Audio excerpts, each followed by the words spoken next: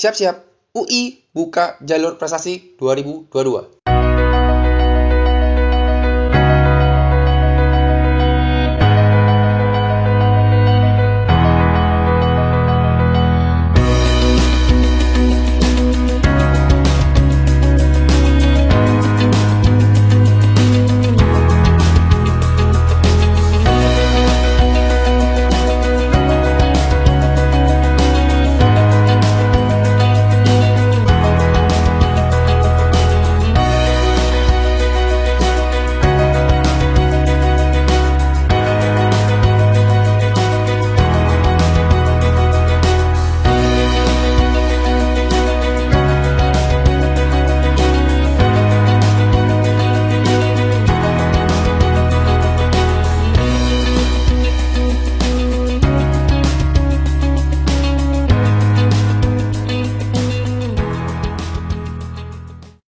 Selamat datang di channel.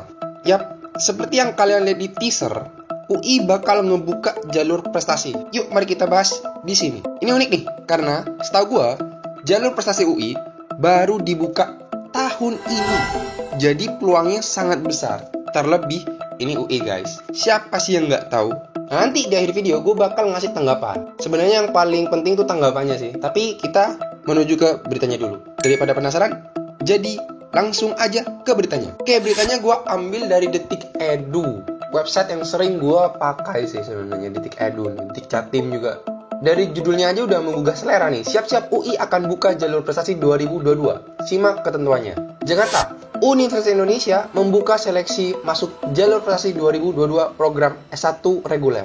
Ketentuan seleksi penerimaan mahasiswa jalur prestasi tahun ini berbeda dengan sebelumnya. Dikutip dari laman Simak UI, prestasi yang diperhitungkan dalam proses seleksi adalah minimal juara 3 atau peraih medali perunggu. Aturan ini berlaku untuk kompetisi tingkat nasional dan internasional. Ini for your information aja. Sebenarnya kalau kalian, misalkan kayak ketika kalian mahasiswa terus habis itu pengen mendapatkan beasiswa, biasanya syarat yang paling utama ini sama kayak ini nih. Sama kayak yang diberikan UI ini. Minimal juara 3 atau peraih medali perunggu, terus berlaku untuk kompetisi tingkat nasional dan internasional. Habis itu minimal 3 tahun setelah diberlakunya kompetisi itu. Nah, seperti yang kalimat berikutnya katakan nih, prestasi tersebut diperoleh peserta seleksi saat masih duduk di bangku SMA atau sederajat dalam 3 tahun terakhir. Nah, biasanya beasiswa-beasiswa itu juga mencantumkan kayak gini. Terus selanjutnya itu prestasi juga dibuktikan dalam bentuk sertifikat legal. Nah, ini sebenarnya kalian bisa cari infonya di pendaftaran.ui.ac.id. Nah, ini nih.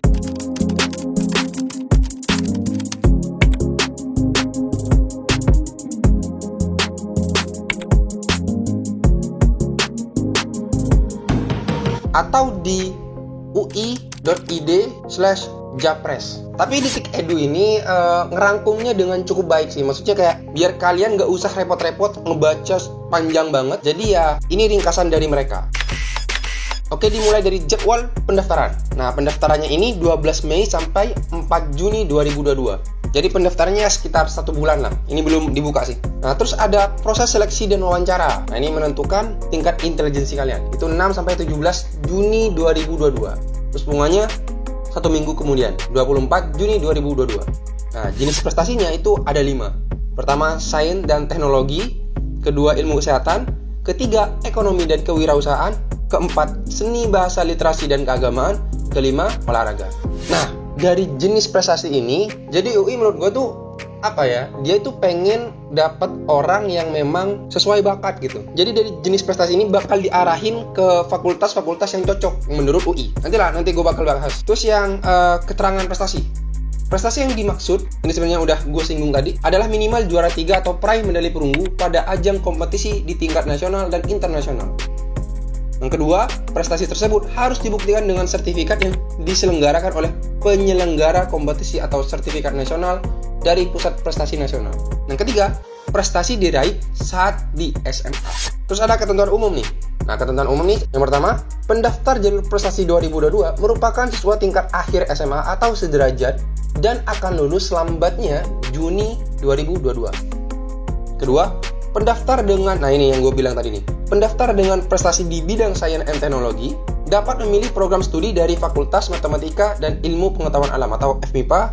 Habis itu ada FT dan Fasilkom.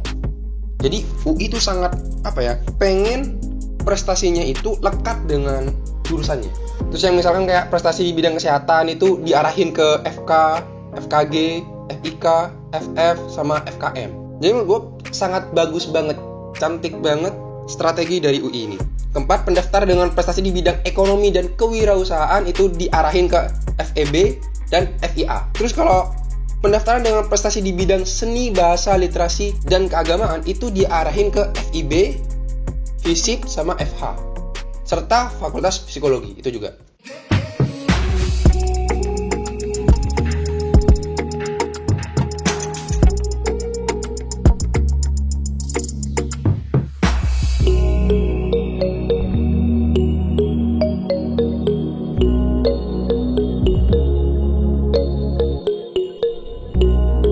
Yang keenam, memenuhi persyaratan kesehatan yang ditetapkan oleh program studi. Nah, kalau prosedur pendaftaran itu kalian bisa membuat akun pendaftaran di laman penerimaan ui.ac.id. Itu udah gue demoin tadi, sehingga lu gak usah capek-capek. Terus kedua, membuat pendaftaran pada saat periode telah dibuka dan mengisi kelengkapan formulir seperti identitas pendaftar, prodi, asal sekolah, sama pendidikan terakhir. Ketiga, mengunggah scan dokumen, rapor, dan bukti prestasi yang dicapai. Diunggah dalam satu dokumen dengan ukuran maksimal 5 MB. Nah, ini gampang lah, kalian bisa menggunakan cap scanner atau yang sejenisnya lah. Yang keempat, memilih satu prodi sesuai dengan ketentuan prestasi yang tercantum di ketentuan umum. Ingat nih, satu prodi sesuai dengan ketentuan prestasi. Kelima, proses seleksi, yaitu pendaftaran, wawancara, habis itu pengumuman. Yang keenam, mendaftar bersifat gratis. Ini gue sangat salut juga nih sama UI ini. Biasanya tuh pendaftaran jalur prestasi itu berbayar. Banyak-banyak, bukan 1-2 kampus, tapi banyak banget. Nah, UI ini sifat pendaftarannya itu gratis. Jadi kalian gak usah khawatir. Ya coba-coba, siapa tahu bisa keterima. Dan untuk buat kalian, ini UI loh, UI nomor 1 di Indonesia. Nah, untuk informasi lebih lengkapnya, kalian dapat akses di ui.id.jap. Oke, sekarang seperti biasa ya, ke tanggapan gue. Pertama, gue mau ngasih apresiasi kepada UI karena jalur prestasi UI yang baru dibuka ini bagus sekali.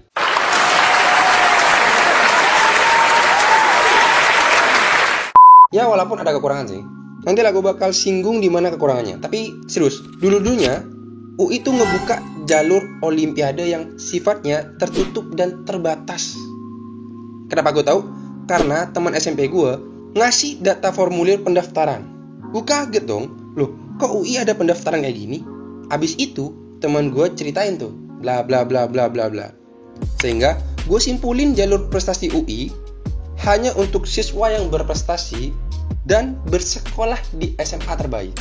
Nah, prestasi yang dicantumin sama teman gue tuh gak main-main loh.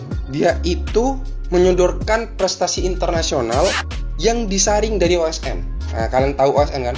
Nah, sekarang jadi KSN namanya. Keren kan temen gue? Makanya gue bilang ini tertutup dan terbatas. Nah, sekarang nih, UI ngebuka jalur prestasi. Makanya gue sangat mengapresiasi langkah yang UI mau buat. Untuk kelemahannya di video ini, mungkin kalian inget sama video gue yang ini nih. Nah, disitu banyak banget orang yang ngeluh kenapa sih dia yang dapat padahal juara Olimpiade Nasional Online yang abal-abal. Itu garis bawah ini ya, online. Gue gak masalah sama Olimpiade online, tapi gue mau bilang ini buat penyelenggara lomba online ya. Online tuh belum tentu menjamin nasional. Jangan karena lombanya bersifat daring, Anda menganggap seluruh Indonesia melihat brosur Anda atau pengumuman yang Anda berikan. Seberapa terkenal sih lomba yang Anda bikin gitu? Baru bikin acara udah langsung bilang senasional. Kalau lu mikir kayak gitu, kenapa gak bilang se-internasional aja? Apa gara-gara soalnya gak pakai bahasa Inggris gitu? Gue tuh anak lomba, jadi gue ngerti kapan disebut senasional, seprovinsi, sama sekabupaten. Kalau senasional, secara umum menurut gue ya katakanlah ada 3 babak lah. Ada penyisihan, semifinal, sama final. Itu waktu penyisihan, setiap daerah menyeleksi orang-orang terpilih di daerah tersebut. Setiap daerah, misal diambil 3 besar lah. Habis itu dikirim ke tempat penyelenggara buat diadu lagi di semifinal. Habis itu baru ke final. Itu baru nasional. Gak satu kali tes langsung juara dong. Mana sih? Itu lomba apa undian sih? LOL.